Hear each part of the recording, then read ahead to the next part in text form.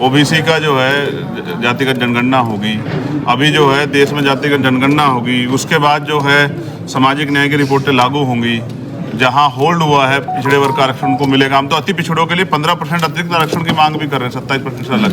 हम तो कोशिश कर रहे हैं कि जो समुदाय पीछे रह गया है, हमारी जिम्मेदारी को उसका हाथ पकड़ के हम लोग आगे लाएं। क्या दिक्कत है ओबीसी इसमें आ गया है तो इस एक्ट में? बिल्कुल, जिनको दिक्कत है वो सोचे, हमें तो दिक्कत नहीं है। हम तो बहुजन समाज का नारा बहुत लंबे समय से लगा रहे हैं। हम तो मानते हैं कमजोर वर्ग एक है और उनके साथ भी जाति के आधार भेदभाव होता है, तो हम इस लड़ाई को लंबे समय से कह रहे हैं। अब ये बात छिपा रहे थे, अब ये बात खुल गई है। SC ST OBC में भाईचारा बने, इस बात की मांग को लंबे समय से उठा रहे हैं कि एक ही परिवार है।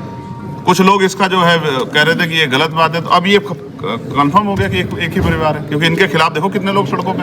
हिंदू भाई वो जोड़ रहे थे, लेकिन आपने विघन डाल दिया है इसमें कर के आंदोलन। नहीं, हम कहाँ डाले, आंदोलन तो वो कर रहे हैं। हम तो सिर्फ जो है जो सम्मेलन हो रहे हैं उसको समर्थन कर रहे हैं। और मैं फिर आपसे कह रहा हूँ, देखिए, धर्म अपनी जगह है, अधिकार अपनी जगह है। अगर एक भाई को दूसरा भाई, अगर पिताजी अपने 2 बच्चों को बराबर अधिकार ना दे तो भी झगड़ा हो जाता है। मुझे तो जो लगता है, मैं मंचों से बोलता रहता हूँ, मैं आज भी कह रहा हूँ कि जब तक हमारा रिप्रेजेंटेशन वहाँ नहीं होगा, जब तक दलितों पिछड़ों को वहाँ रिप्रेजेंटेशन नहीं मिलेगा सुप्रीम कोर्ट में, हाई कोर्ट में, तब तक हमारी सुनवाई होगी नहीं। हम ताकत बढ़ा रहे हैं कि हम सर्वोच्च जो हमारी जो है पंचायत जो है, लोकसभा में, विधानसभा में कानून बना के इसको पास करें। सर, पहली सुनवाई में इसमें स्टे करा दिया गया। CJI साहब को लेकर कह रहे हैं कि कम से कम टाइम देते, दूसरे लोगों की भी बात सुनी जाती। ठीक है, अभी तो बहुत कुछ झेलना है।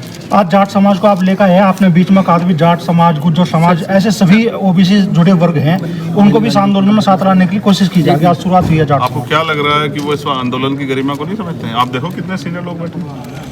अगर इतने सीनियर लोग यहाँ हैं तो नौजवान से प्रेरित होकर वो इस बात को समझेंगे कि भाईचारा बना के इस लड़ाई को लड़ें। बोलो। ओबीसी के सर कहाँ है सर नेता? कहाँ आपके अलावा क्यों नजर नहीं आ रही? अरे हमारे लोग लाखों करोड़ों लोग हमारे साथ हैं, और ये UGC के अंदर जो गाइडलाइन है, इससे किसी का नुकसान नहीं है। यूनिवर्सिटी कॉलेज में कोई भी बदमाशी करता है तो उसके खिलाफ उसको रेस्ट्रिकेट किया जाता है, सस्पेंड किया जाता है। पहले से बना हुआ, ये लोग पता नहीं क्यों चिल्ला रहे हैं। किसी के खिलाफ ये नहीं है, OBC के हितों की रखवाली कर रहा है। ये सही है, SC ST के साथ OBC जोड़ा गया है। इस देश के अंदर ये जिस तरह संविधान SC ST को अधिकार दे, वही अधिकार OBC को मिला। यही शुरुआत है कि UGC के माध्यम से। मोदी जी भी तो OBC है सर, मोदी जी OBC है सर। तो हम तो चाहते हैं मोदी जी इसको कानूनी रूप दे, और सुप्रीम कोर्ट के अंदर जो स्टे हुआ है, सरकार सुप्रीम कोर्ट जाके स्टे को तोड़वाए और UGC गाइडलाइन जारी कराए। बात करेंगे हम लोकसभा के अंदर, मोदी जी भी करेंगे, लोकसभा के अंदर भी मामला उठाएंगे, पुरजोर तरीके से लड़ेंगे।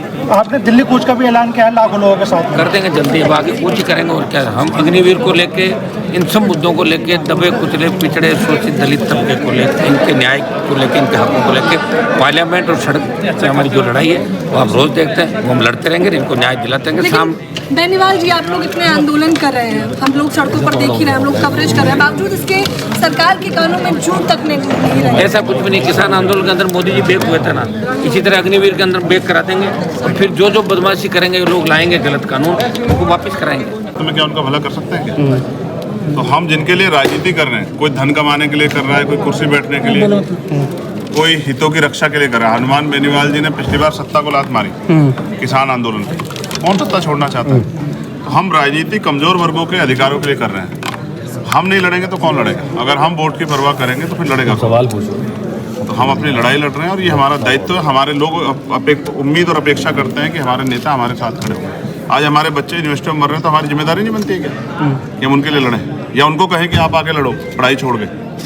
तो ये गलत है, इसलिए हम इस लड़ाई को लड़ेंगे। और आज का जो कार्यक्रम है, यूनिवर्सल जाट समाज की जो महासभा है उन्होंने, और जो बड़े जो समाज के बुद्धिजीवी लोग हैं, इन्होंने ये कार्यक्रम करा के साबित किया है कि जो समझदार समाज है वो गलत का विरोध करता है, चाहे उसकी कोई कीमत क्यों ना चुकानी पड़े। तो मैं इनको बधाई देता हूँ, भाई मनोज जी को, भाई सतपाल जी को, हमारी बहन नीतू जी को, तमाम बहनों को भी, मोनिका बहन को मैं बधाई देता हूँ, और हम लोग मिलकर इस लड़ाई को लड़ेंगे। कोर्ट में मामला चला गया, लेकिन लोग कह रहे हैं कि ठंडे बस्ते में डाल दिया है, आपके पक्ष में आई नहीं रही चीजें खुल करके।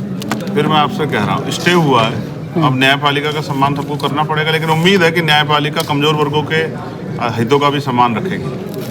आज समाज बढ़ जाएगा सर इस कानून से, ऐसा कह रहे हैं कि इस एक्ट से जो हिंदू एकजुट हो रहे थे। मंडल कमीशन से भी कहा जा रहा था बढ़ जाएगा, लेकिन मंडल कमीशन किसी के खिलाफ नहीं था, पिछड़े वर्ग के सशक्तिकरण के लिए था। उसकी सिफारिशें भी लागू हुई तो लड़ाई शुरू हुई।